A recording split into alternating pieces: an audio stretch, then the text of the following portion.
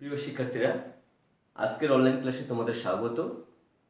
আমরা ইতোপূর্বে বানান শুদ্ধির উপর আমরা হ্রস্বইকারের ব্যবহার এবং নত্যবিধানের নিয়ম আলোচনা করেছি। আমরা আজকে বানান শুদ্ধিরই আরেকটি বিষয় রয়েছে, সেটি হচ্ছে সত্যবিধান। আমরা আজকে সত্যবিধান সম্পর্কে আলোচনা করব। এর মধ্যে আমি 1 থেকে 5 পর্যন্ত কিছু নিয়ম উপস্থাপন করেছি। আমরা এই 5টি নিয়ম যদি আমরা বিস্তারিত আলোচনা করি এবং উদাহরণ যদি প্রয়োগ করি, তাহলে আমরা সত্যবিধান সম্পর্কে পুরোটাই ধারণা লাভ করতে পারব।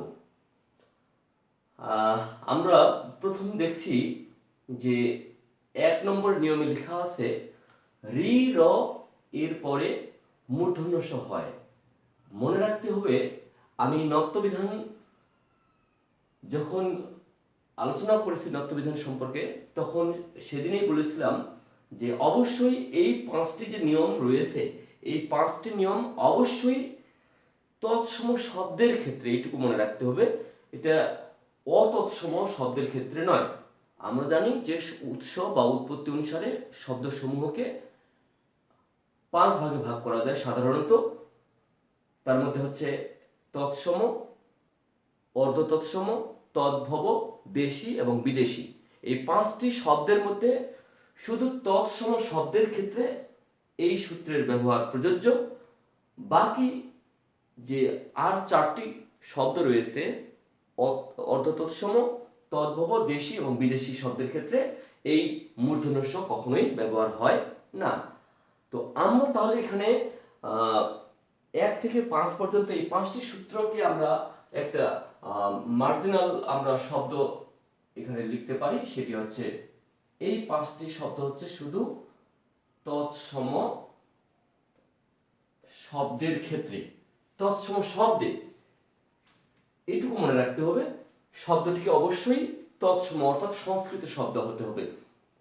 আমরা 1 নম্বর নিয়মের ক্ষেত্রে দেখি আমরা যে তৎসম শব্দে রি র এর পর মূর্ধন্য ষ হয়। যেমন আমরা দেখলাম রি থাকলো, এরপরে যদি আমরা কোনো স বসাই, তাহলে স কয়টা হবে? কারণ আমাদের স নিয়ে সমস্যা হচ্ছে, আমাদের তিনটা স আছে, তালব্য স, মূর্ধন্য ষ, দন্ত স। উচ্চারণ একটু পার্থক্য রয়েছে, তারপরও তিনটার উচ্চারণ সাধারণত স।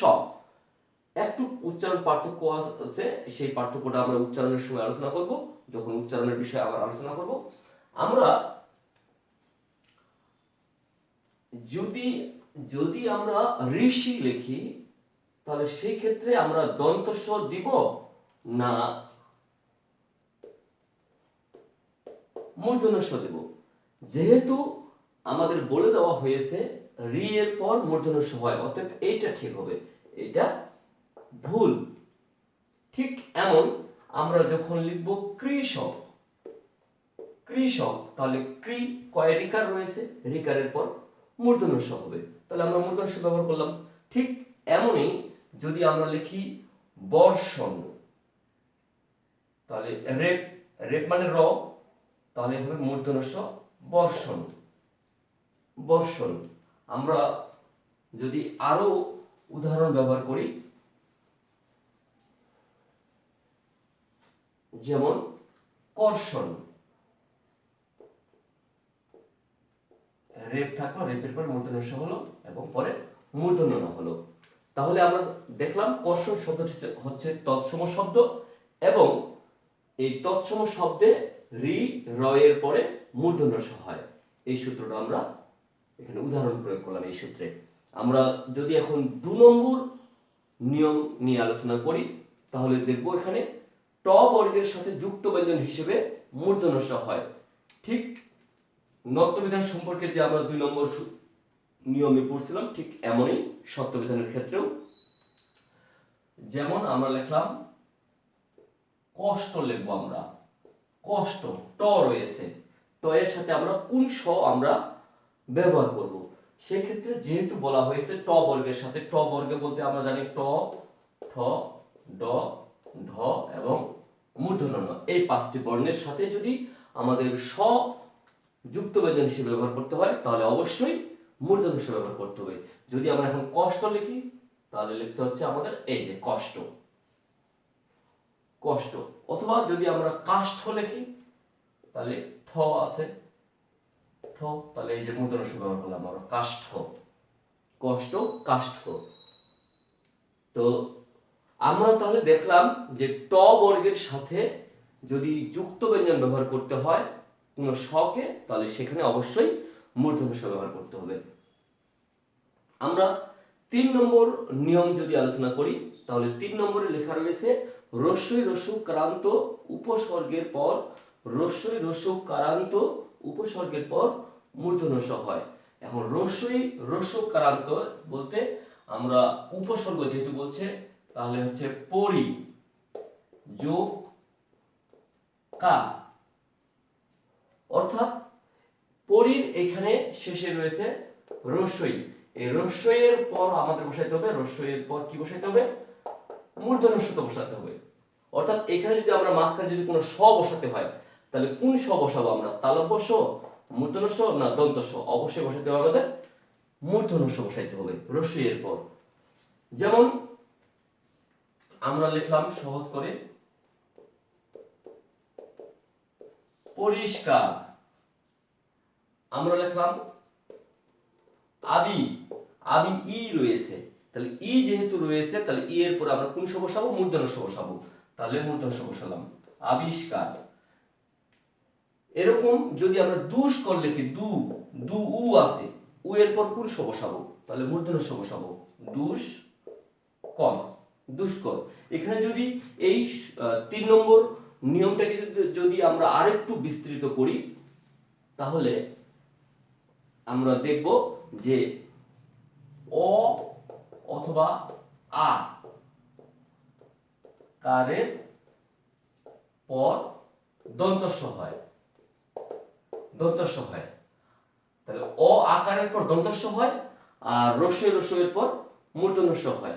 অর্থাৎ আমরা যদি লিখি এখন ভাস্কর, আমরা যদি লিখি ভাস্কর আর লিখি যদি আমরা নমস্কার, তাহলে আমরা এখানে দেখব ভা আ আছে, নম অ আছে, আ আর অ আছে, তাহলে আ অ বা আকারের পর দন্তস্ব হয়। তাহলে ভাস্করে আমরা লিখব, ভাস্করে লিখব আমরা দন্তস্ব আর নমস্কারে লিখব আমরা দন্তস্ব।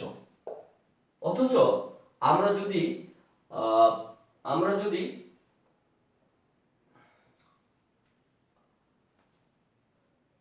আরেকটি শব্দ লিখি পুরস্কার, পুরো অ অ আছে, তাহলে পুরস্কারে দন্তস্ব হবে পুরস্কার।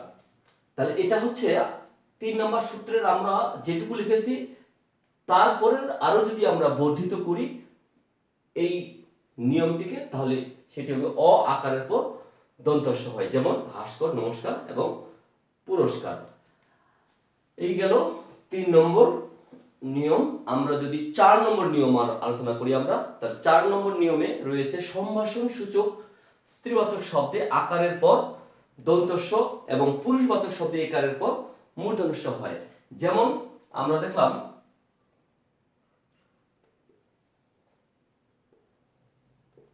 শ্রদ্ধাস্পদ,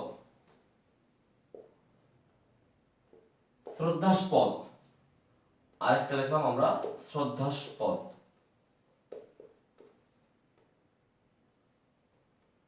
দুটোই হচ্ছে সম্ভাষণ সূচক শব্দ, শ্রদ্ধাস্পদ এবং শ্রদ্ধাস্পদ। যদি পুরুষবাচক শব্দ হয়ে থাকে, অর্থাৎ কোনো পুরুষকে যদি আমরা সম্ভাষণ জানাই এবং কোনো যদি স্ত্রীকে, অর্থাৎ কোনো আমরা যদি আমাদের অবশ্যই বিশেষ করে চিঠির ক্ষেত্রে, চিঠির পাঠানোর ক্ষেত্রে অথবা কোনো প্রাপককে যদি আমরা দেখি বা চিনতে পারি যে তিনি হচ্ছেন স্ত্রীলোক অথবা তিনি একজন পুরুষ লোক, সেই ক্ষেত্রে আমরা যদি শ্রদ্ধা ভাজনকে আমরা যদি পাঠাই তো সেখানে শ্রদ্ধাস্পদ পুরুষ যদি হয় আর যদি স্ত্রী হয় তাহলে পুরুষের ক্ষেত্রে শ্রদ্ধাস্পদ যোগ এসু হবে, কারণ বলে দিয়েছি এখানে এ সম্ভাষণ সূচক স্ত্রীবাচক শব্দে আকারের পর দন্তস্ব এবং পুরুষবাচক শব্দে একারের পর মূর্ধন্য ষ হয়। অর্থাৎ এখানে হবে আশু, আর এখানে হবে এসু, অর্থাৎ এর পরে মূর্ধন্য ষ হবে আর এখানে আর পরে দন্ত স হবে, অর্থাৎ শব্দটি দাঁড়াইলো পুরুষবাচক শব্দে শ্রদ্ধাস পদে সু, আর স্ত্রীবাচক শব্দে হয়ে গেল শ্রদ্ধাস পদ দিয়াসু, দিয়াসু, আশু হয়ে গেল। আমরা যদি আরেকটা উদাহরণ আমরা প্রয়োগ করি, যেমন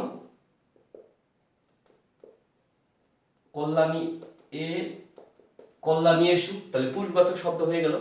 আর যদি আমরা স্ত্রীবাচক শব্দ করি সেটি সম্ভাষণ সূচক শব্দে, তাহলে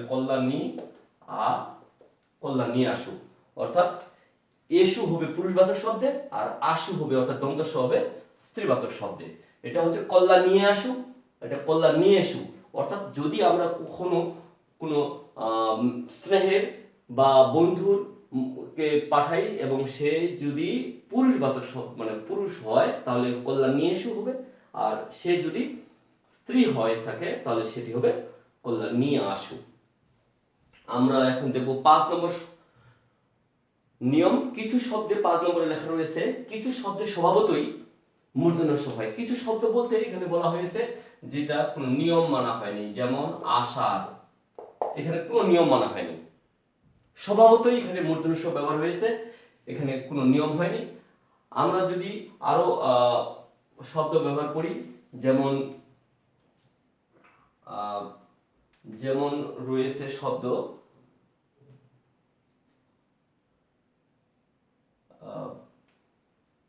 যেমন রয়েছে ভীষণ, এখানকার মূর্ধন্য ষ কোনো নিয়ম মানা হয়নি, অথবা ভাষণে হলো ভাষণ, এখানে কোনো নিয়ম মানা হয়নি, এই কারণে এখানে বলা হয়েছে কিছু শব্দে স্বভাবতই মূর্ধন্য ষ হয়, এখানে কোনো নিয়মের মধ্যে পড়েনি। তো এছাড়াও এই 5টি নিয়ম ছাড়াও আরো কিছু নিয়ম রয়েছে যেগুলো আমরা এখন আলোচনা করতে পারি। যেমন রয়েছে যে আমরা এখানে দেখলাম যে তৎসম শব্দের ক্ষেত্রে একমাত্র মূর্ধন্য ষ এর ব্যবহার হয়, তাহলে মূর্ধন্য ষ কোথায় ব্যবহার হয় না সেটুকু আমরা দেখব। অর্থাৎ অতৎসম শব্দে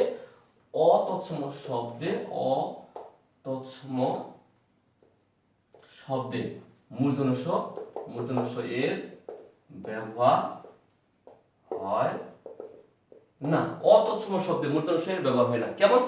যেমন আমরা দেখলাম মাস্টার, তাহলে টয়ের সাথে আমরা কিন্তু এখানে 2 নম্বরে বলছি যে টয়ের সাথে যদি যুক্ত ব্যঞ্জন হিসেবে ব্যবহার হয়, যদি স বসাতে হয় তাহলে অবশ্যই মূর্ধন্য ষ ব্যবহার করতে হবে, কিন্তু এখানে তাহলে আমাদের হওয়া উচিত ছিল মূর্ধন্য ষ হওয়া উচিত ছিল। কিন্তু যেহেতু মাস্টার শব্দটা হচ্ছে একটা ইংরেজি শব্দ মাস্টার, সেহেতু এটি অতৎসম শব্দ, আর অতৎসম শব্দে কখনোই মূর্ধন্য ষ এর ব্যবহার হয় না। অতএব এই মাস্টার শব্দটা বাংলা ক্ষেত্রে যখন আমরা লিখব তখন অবশ্যই ভুল। তো এটিকে আমাদের ঠিক করতে গেলে আমাদের অবশ্যই লিখতে হবে দন্ত স, মাস্টার। তাহলে এমন আরো রয়েছে এরকম, যদি আমরা লিখি পোস্ট অফিস তাহলে হবে পোস্ট